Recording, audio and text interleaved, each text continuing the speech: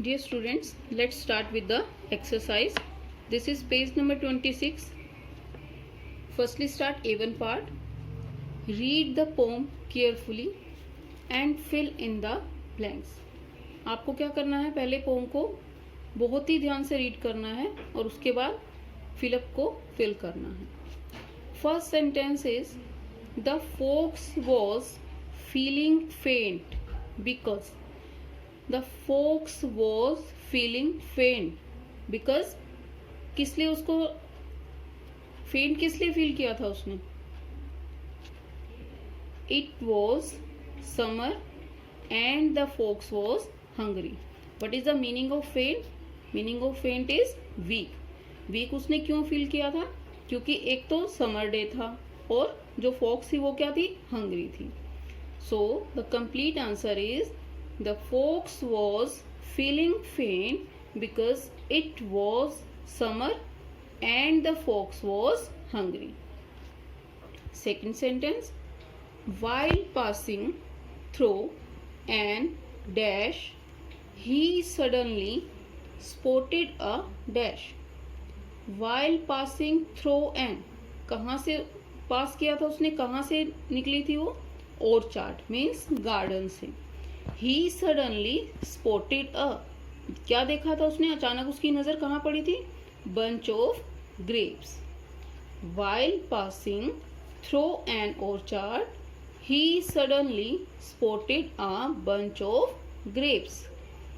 Third sentence, he tried to get at it by dash but dash.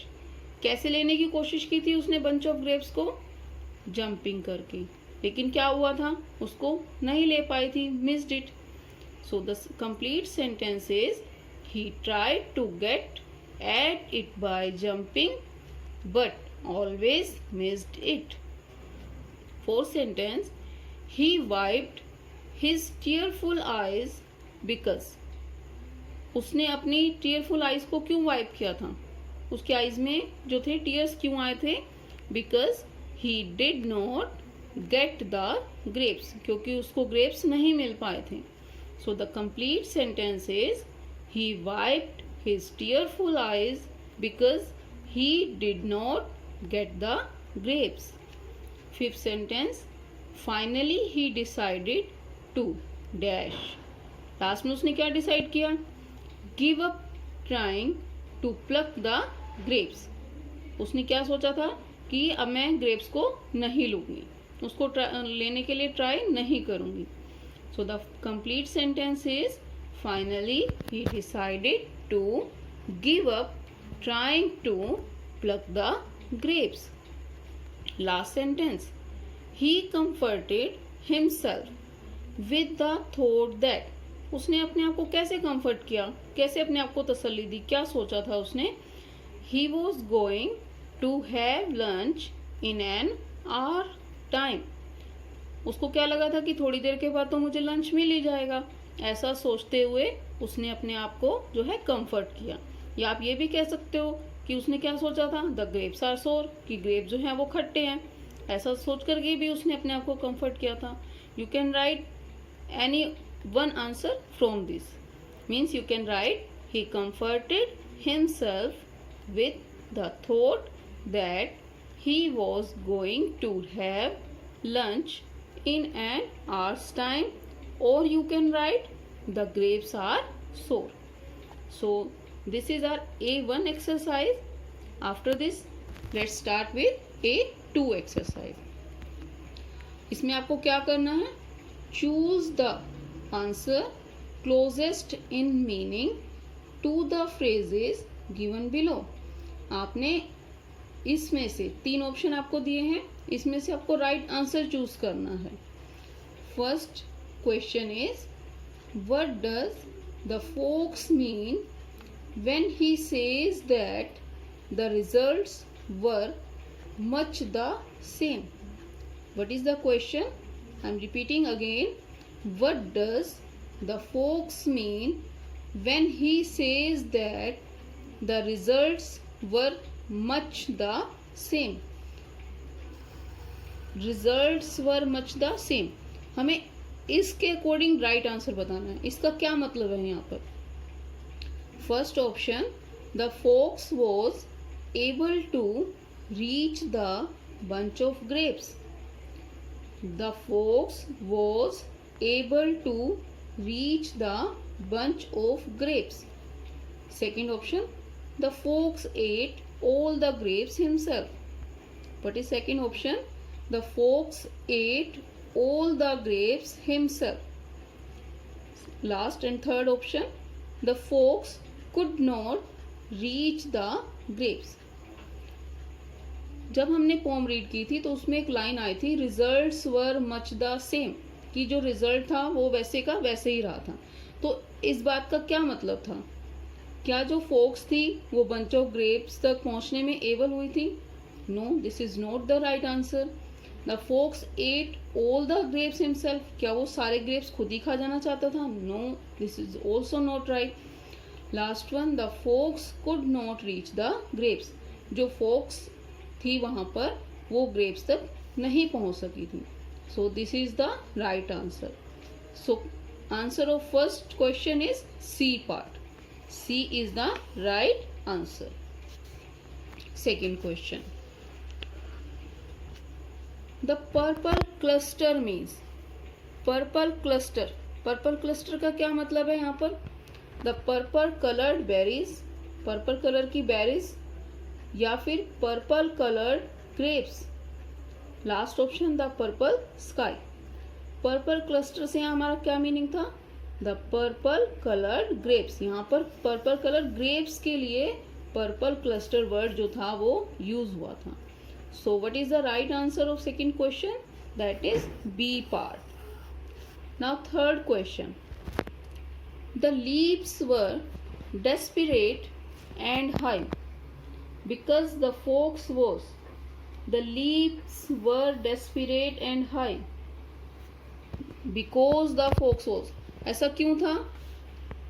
First option, extremely hungry and the grapes were very tempting. B part, hungry and the grapes were not very high. Last option, neither hungry nor fond of eating grapes. The leaves were desperate and high, क्यों पाना चाहती थी वो grapes को? क्यों उसकी इच्छा जो थी वो बहुत ही ज़्यादा स्ट्रॉन्ग थी? Because extremely hungry and the grapes were very tempting. वो बहुत ही ज़्यादा हंग्री थी और जो ग्रेप्स थे वो बहुत ही ज़्यादा उसको सुंदर लग रहे थे। या फिर कि वो हंग्री थी और ग्रेप्स ज़्यादा ऊंचे नहीं थे, या ऐसा था कि वो हंग्री भी नहीं थी और ग्रेप्स खाना भी नहीं चाहती थी। Which one is the right answer? That is A part. The fox was extremely hungry and the grapes were very tempting. So the right answer of third question is A part. Last question, by saying the grapes were sour the focus mean, उसने ऐसा क्यों कहा था कि जो grapes हैं वो खट्टे हैं? इस बात से फोक्स का क्या मतलब था? A option, that the grapes were too sour to eat, जो ग्रेप्स थे वो बहुत ही खट्टे थे खाने के लिए। क्या उसने ऐसा इसलिए बोला था the grapes were sour? B part, that the grapes were beyond his reach and he did not want to admit defeat, या फिर ऐसा था कि जो ग्रेप्स थे वहां तक वो नहीं पहुंच पाई थी और उस चीज से उसने हार मान ली थी। C part, that he was not interested in eating them anyway, या वे उसको खाने के लिए इंटरेस्टेड नहीं थी। So the right answer of this question is that is B part. The grapes were beyond his reach, उसकी पहुंच से बाहर थे, and he did not want to admit defeat. So what is the right answer of fourth question? That is B part. First question, answer of first question is C part. Second question B part. Third question A part. Fourth question B part. So this is the exercise A2. A3 part. देखो A3 में हमें क्या करना है? Here are some adjectives that appear in this poem.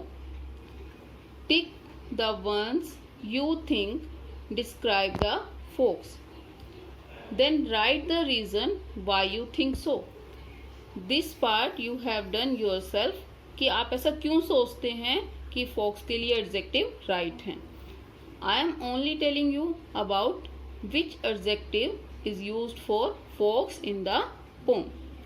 देखो यहाँ पर आपको 10 एडजेक्टिव्स दिए हैं. इसमें से हमें क्या बताना है कि कौन सा ऐसा एडजेक्टिव है जो फोक्स को डिस्क्राइब करता है. फोक्स जो थी वो हंग्री थी. Yes, this is right. Hungry fox. Hard working थी. No, fox was not hard working. Happy fox. No, this is also wrong. Lazy fox. This is right. Sad fox. yes, this is also right. Adjusting folks, no, this is not right. Desperate, yes, this one is right. Patient folks, no, this is not right. Persistent folks, no, this is also not right. Proud folks, this is also right. So which adjective used to describe the folks in the poem? Hungry folks, lazy folks, sad folks, desperate folks, and last one is proud folks. So students, this is the exercise of our chapter 4. You have to complete it in your book and revise it very carefully. And if you have any doubt, write in the comment box. Thank you and have a nice day.